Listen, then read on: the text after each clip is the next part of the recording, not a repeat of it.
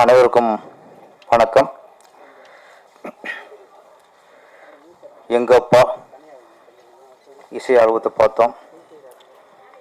அதில் பாசம், அப்பா மீடியா, எங்கள் அப்பா, ஏசப்பாவை பற்றி பாடல், பக்தியும் பாசமும் கலந்துருக்கு. ஒரு சிறப்பு என்னன்னா, இயேசுவை பற்றி பாட்டு பாடினாங்க. ஒருத்தர் வந்து அகிலாண்டேஸ்வரி வந்து பரிசாக கொடுத்துட்டாரு. நமக்கு எல்லாம் எம்மதமும் சம்மதம் தான்.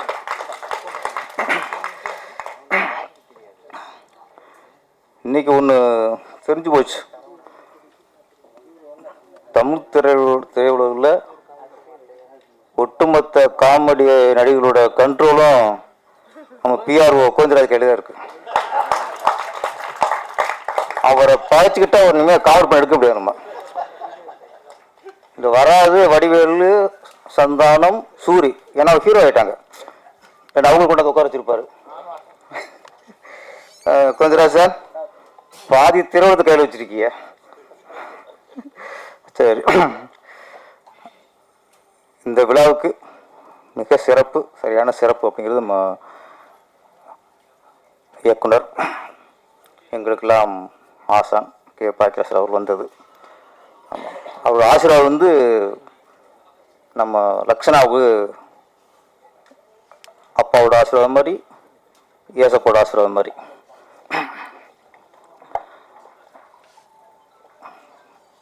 பாடல் வந்து பக்தி பாடல். ஆனால் இங்கே நிறைய வெளிப்பட்டது அப்பாவோட பாசம்தான். ஒரு மனுஷனுக்கு இருக்க வேண்டிய ரெண்டு, முதல்ல பாசம், பக்தி. அது நம்ம இயேசு நடித்தாலும் சரி, அல்லாஹ் நடித்தாலும் சரி, இல்லை சிவன், முருகன், பிள்ளையார், யார் நடித்தாலும் சரி, மனுஷனுக்கு பக்தி வேணும். பக்தி இல்லை, கடவுள் இல்லை, அப்போ தாட் வந்தாலே நம்ம கண்ட்ரோல் இல்லாமல் போயிடுவோம். அவ்வளோ மேட்ரு. கடவுள் ஒருத்தர் இருக்காரு இல்லையோ, அவர் இருக்காருன்னு நம்ம நினைக்கணும்.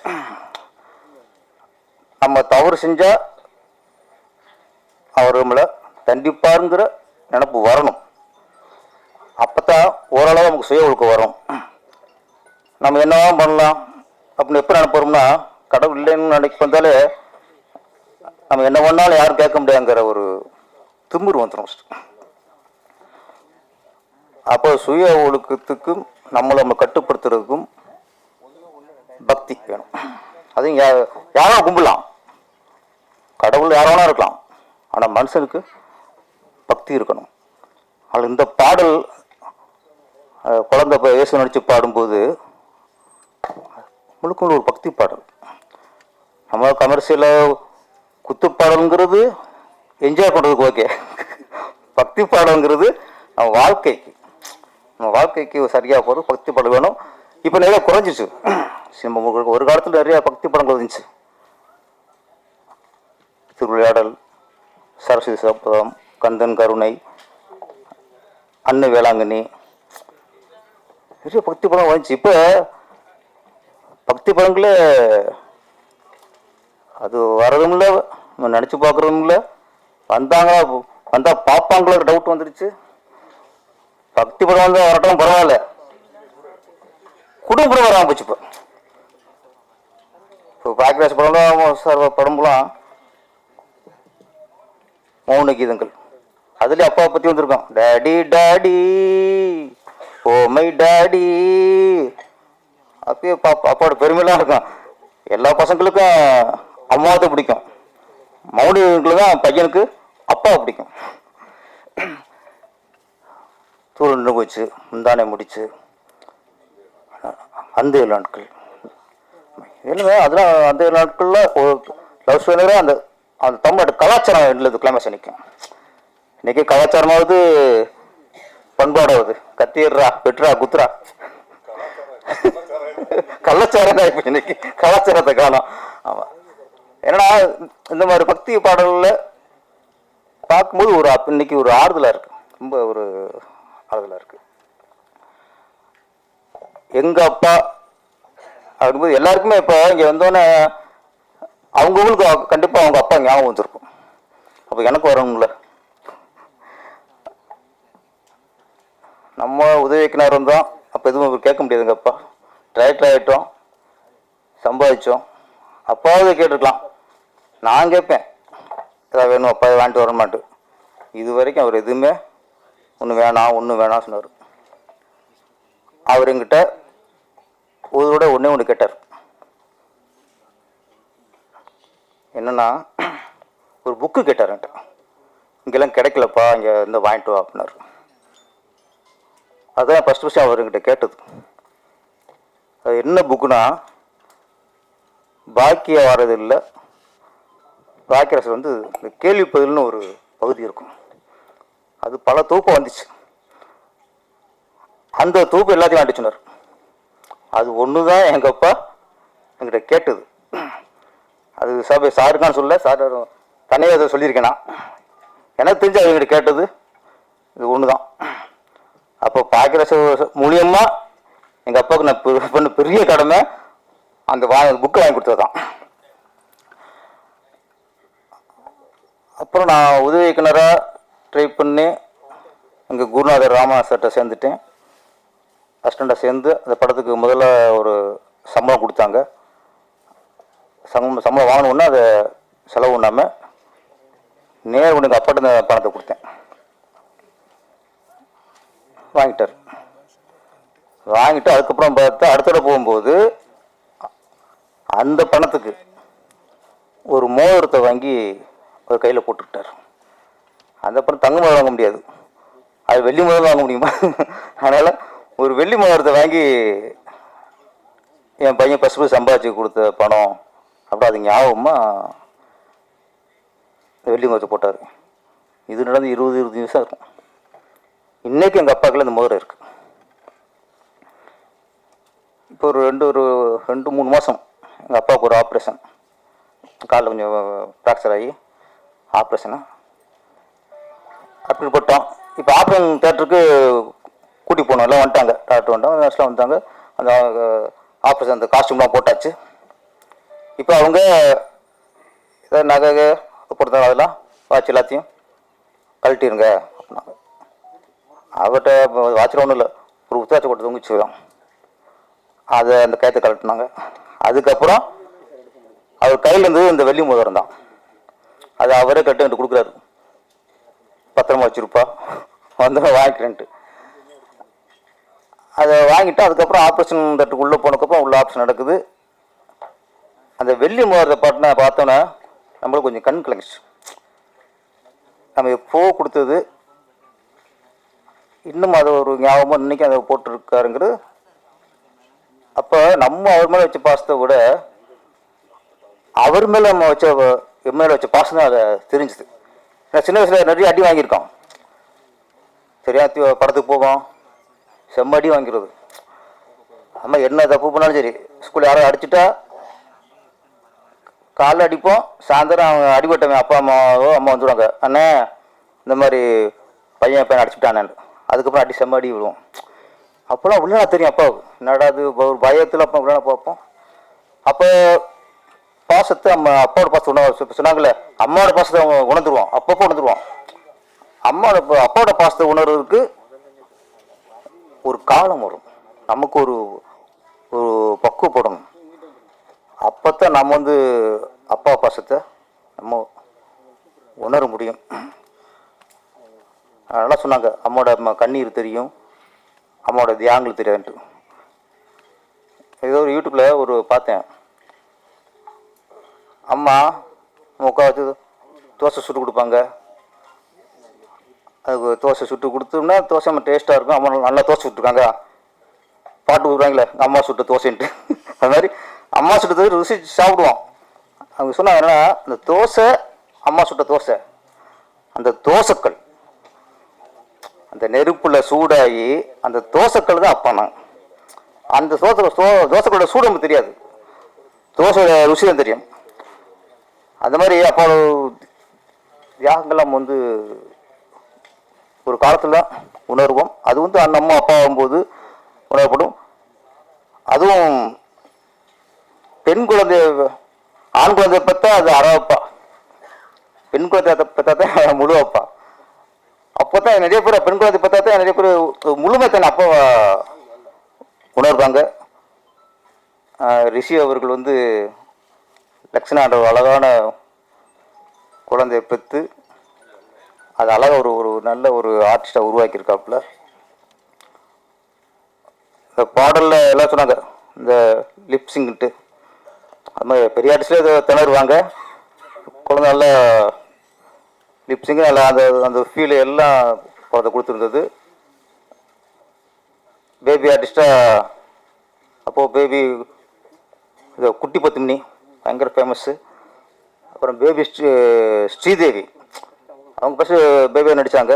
அப்புறம் தமிழில் நம்பர் 1 ஆகி, தெலுங்கில் நம்பர் 1 ஆகி, ஹிந்திலேயே நம்பர் 1 ஆகிட்டாங்க. அப்புறம் நடிகை மீனா அவர்கள், அவரும் பேபி ஆர்டிஸ்ட் தான். பேபி ஷாலினி அவங்க அப்புறம் ஹீரோயின் ஆகி அஜித்துக்கு ஒய்ஃப் ஆகிட்டாங்க. பேபி இந்திரா, பேபி ஷாம்லி, நிறைய ஆர்டிஸ்டில் பேர் வாங்கினவங்க இருக்காங்க. நம்ம பேபி லக்ஷனாவும் ஒரு ஸ்ரீதேவி மாதிரி, ஒரு மீனா மாதிரி, ஒரு ஷாலினி மாதிரி பெரிய ஒரு நடிகையாக உருவாகணும்.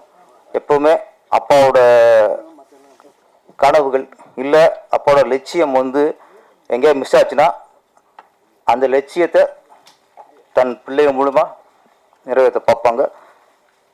தான் நிறைவேற்ற முடியாத லட்சியம் பிள்ளைகள் வெற்றி அடைந்தால் தானே வெற்றி அடைஞ்ச மாதிரி அவங்க ஃபீல் பண்ணுவாங்க. அதான் அப்பா. நம்ம வெற்றி அடையணும்னு தோல்வி நினைக்க மாட்டாங்க. நம்ம பிள்ளை சாதிச்சிட்டானா அது தன்னோட வெற்றியாக நினைப்பாங்க. ரிஷி சார் வந்து லக்ஷனோட வெற்றியாக அவரோட வெற்றியாக கண்டிப்பாக நினைப்பார். படத்தோட இசையமைப்பாளர்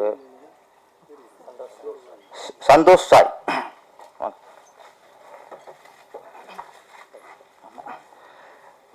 படத்தோட இசையமைப்பாளர் சந்தோஷ் சாய் அவர்கள் நல்ல ஒரு பக்தி பாடல்னா கூட அது ரொம்ப சிலதான் பக்தி பாடல் ரொம்ப இதாக இருக்கும். அழகாக ஒரு ரசிக்கிற மாதிரி ஒரு ஜனரஞ்சமாக ஒரு ஃபீல் வர மாதிரி இசையமைச்சிருக்காப்புல. சந்தோஷ் சாய் அவருக்கு என்னுடைய வாழ்த்துக்கள். நீங்கள் இன்னும் மிகப்பெரிய மியூசிக் டைரக்டராக உருவாகும் சார்.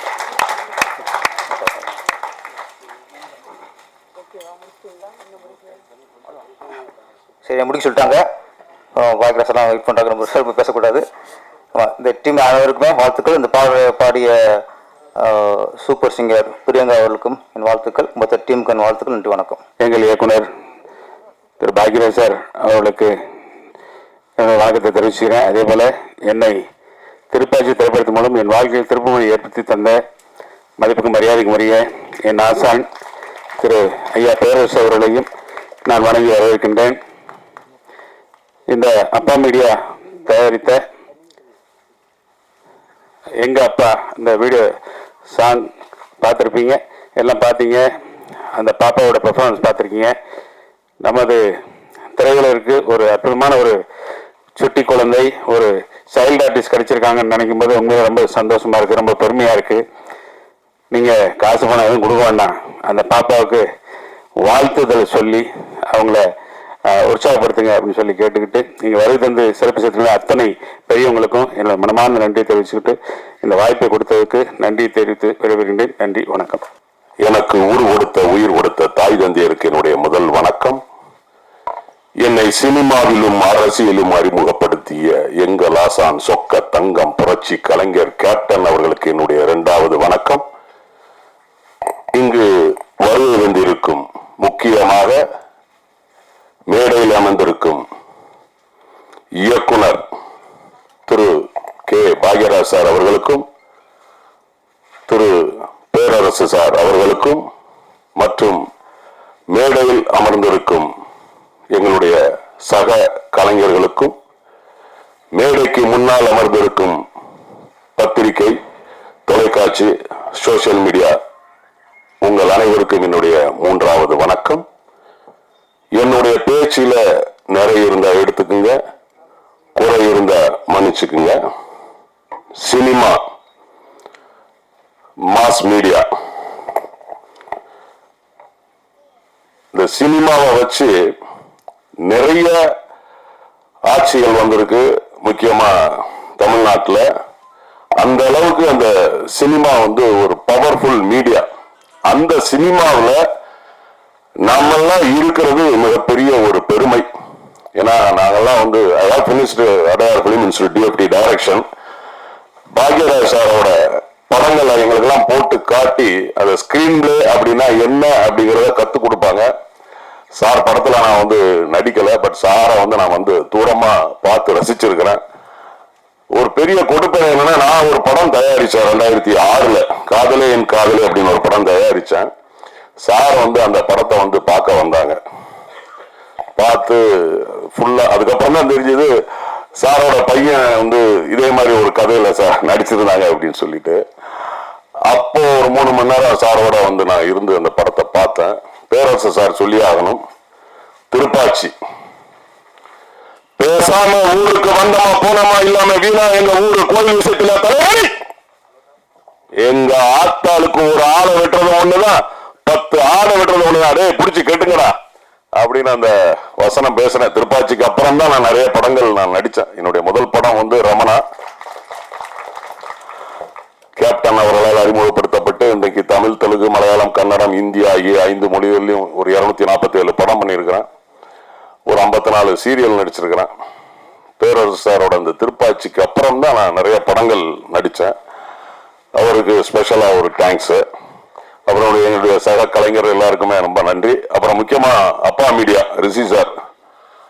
இந்த அப்பா மீடியாவில் நான் நிகழ்ச்சி ஒன்று தொகுத்து வழங்கிட்டு இருக்கிறேன். திரை விமர்சனம், உள்ளது உள்ளபடி சொன்னது சொன்னபடி அப்படின்னு சொல்லிட்டு ஒரு திரை விமர்சனம் பண்ணிட்டு இருக்கிறோம். அது யாருக்கும் எந்த ஒரு பாதிப்பும் இல்லாம அந்த நிகழ்ச்சி போய்கிட்டு இருக்கு. ஏன்னா சார் கூட எனக்கு கூப்பிட்டு அழகா வந்து சொன்னார், இல்லை இந்த மாதிரி தாங்க அந்த சினிமா விமர்சனம் பண்ணணும். ஏன்னா நம்ம எல்லாம் இந்த தொழிலில் இருக்கிறோம்.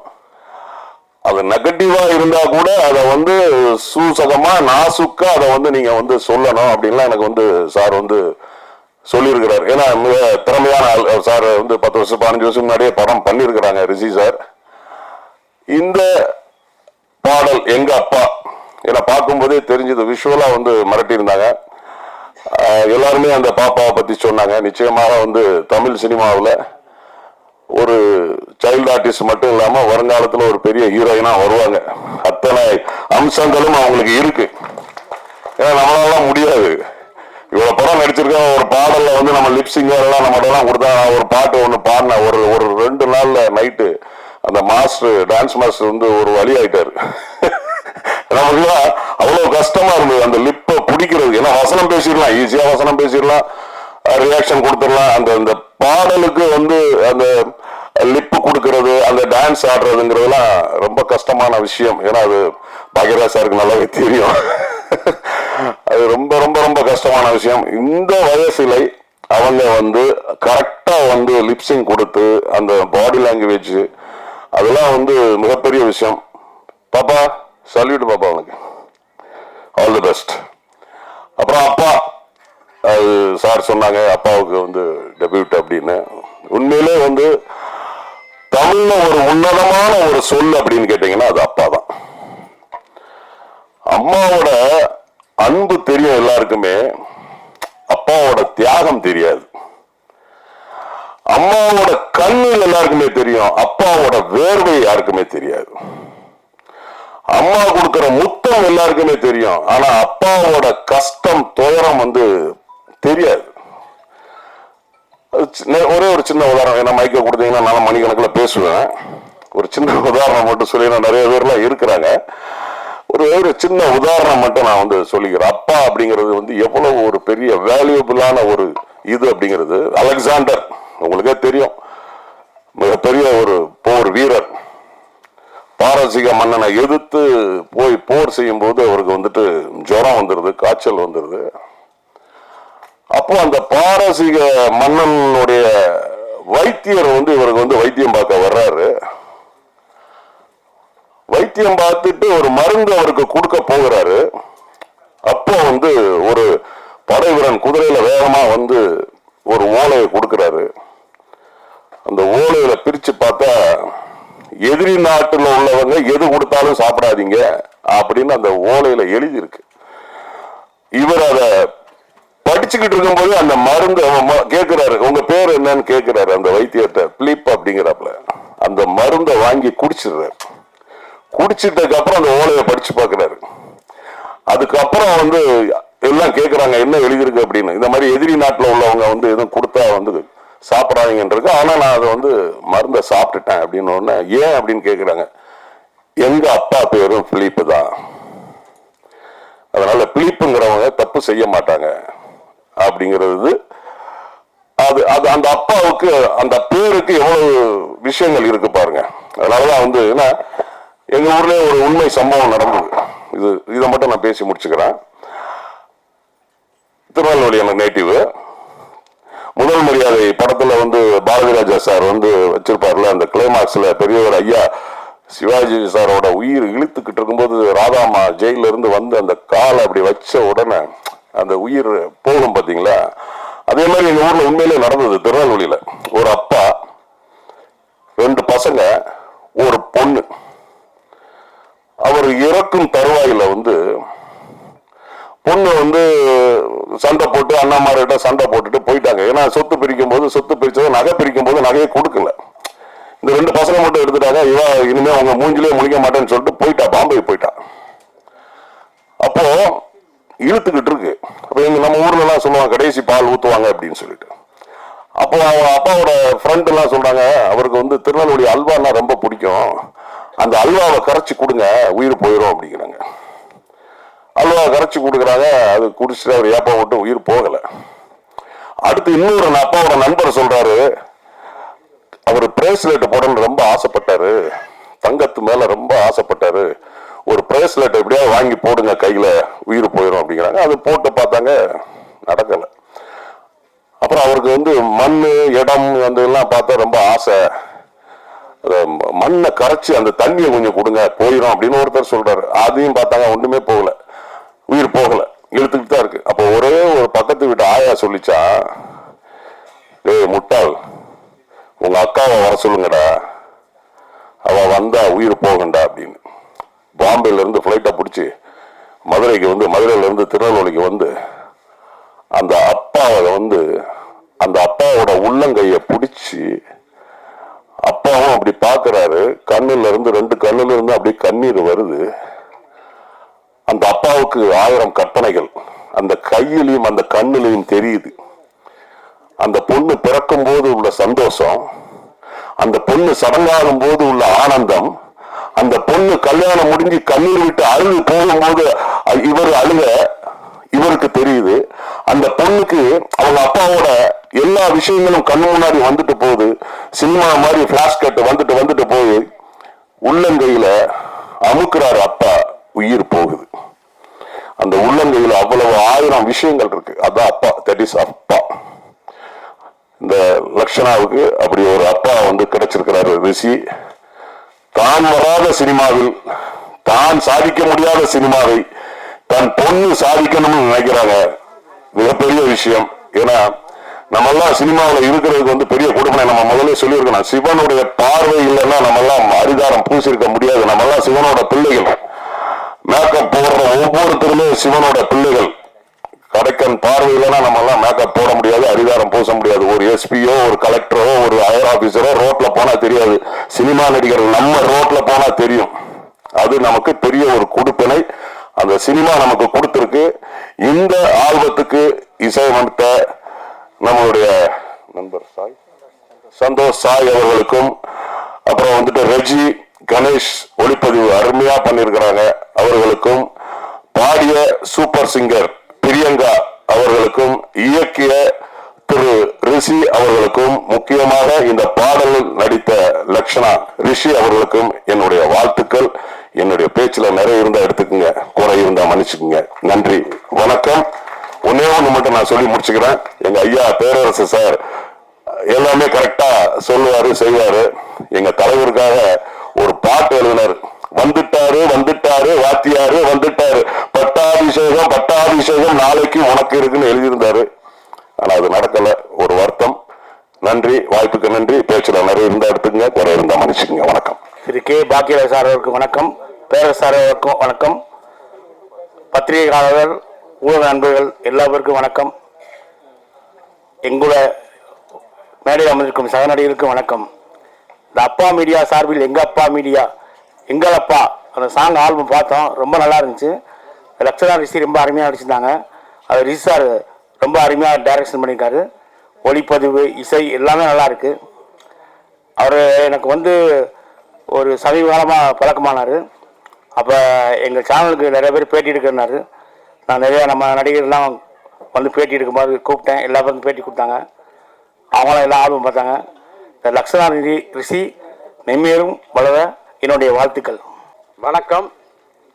மேடையில் அமர்ந்திருக்கும் இந்தியாவிலேயே தலை சிறந்த ஸ்க்ரீன்பிளே ரைட்டர், சிறந்த இயக்குனர் பாக்யராஜ் சாரை நான் வணங்குறேன்.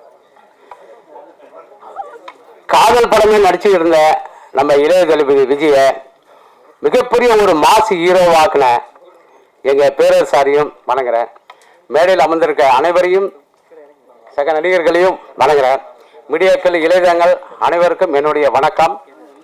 இப்போ பார்த்த பாபா லட்சுமணன் சார் மூலிமா தான் எனக்கு ரிஷி சார் பழக்கமானார். நாங்கள் ஒன்றும் இல்லை, சக நடிகர்கள் நாங்கள் எப்போவுமே ரொம்ப அண்டர்ஸ்டாண்டாக இருப்போம். எந்த படம் நடிக்க போனாலும் ஒருத்தருக்கு ஒருத்தர் அந்த படங்கள், இயக்குநர்கள் அட்ரஸ் எல்லாம் அப்போ இருந்தே கொடுக்கறது பழக்கம். அதே போல் தான் இப்போ இளைஞர்கள்லையும் இப்போ நிறையா இன்டர்வியூ கூப்பிட்டா கூட நாங்கள் என்ன பண்ணுவோம், வடிவேல் குறிப்பு விவேக் குறிப்புலாம் கிடையாதுங்க. நம்ம நண்பர்கள் எத்தனை பேர் இருக்காங்க, 20 பேர் இருக்காங்க, 20 பேருடைய கான்டாக்ட் நம்பர் கொடுத்துருவோம். அப்படி தான் வந்து இந்த மீடியாவில் வந்து பாபா மூலிமா எனக்கு அறிவுமானார் ரிஷி சார். அப்படி கொடுத்தா அதில் தான் இவ்வளோ பேர் வந்து இதில் இன்டர்வியூ கொடுக்கறதுக்கு வாய்ப்பு கிடைக்கிது.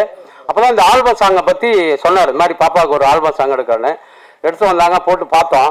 ரொம்ப பிரமாதமாக பண்ணியிருந்தது அந்த பாப்பாவுடைய எக்ஸ்பிரஷன் ரொம்ப நல்லா இருந்தது. அப்போ எங்களுக்கு தெரியும் இவர் ஏதோ ஒரு நோக்கோட இருக்காருன்னு. அப்புறம் அவர் சொன்னார், என்னுடைய கனவு பழிக்காமல் போயிடுச்சு, அதனால் என்னுடைய மகளை வந்து பெரிய லெவல் கொண்டு வரணும். அதுக்காக அவர் ரொம்ப மெனக்கிட்டார். நல்ல கேமராமேன், நல்ல எடிட்டரு, நல்ல தொழில்நுட்ப கலைஞர்கள், மேக்கிங், எடிட்டிங் எல்லாருமே சிறப்பான ஆளுகளை சூஸ் பண்ணி பிரமாதமாக பண்ணி இந்த சாங்கை வந்து கொண்டு வந்திருக்காரு. அவர் மேலே மேலே வளரணும். இன்னும் நிறையா படங்களில் அவர் பண்ணணும். நிறைய ஷார்ட் ஃபிலிம் பண்ண போகிறாரு. நிறையா இன்னும் அடுத்தடுத்து ஆல்பம் பண்ணணும். அந்த ரக்ஷனா வந்து மேலே மேலே நல்ல உயரத்துக்கு டாப் லெவலில் அவங்க அப்பாவோட பேர் மட்டும் இல்லை, நம்ம தமிழ் இண்டஸ்ட்ரியில் உயர்ந்த ஒரு கதாநாயகி அந்தஸ்துக்கு உயர்ந்து வரணும்னு எல்லா வல்ல இறைவனை வேண்டிக்கிறேன். நன்றி, வணக்கம்.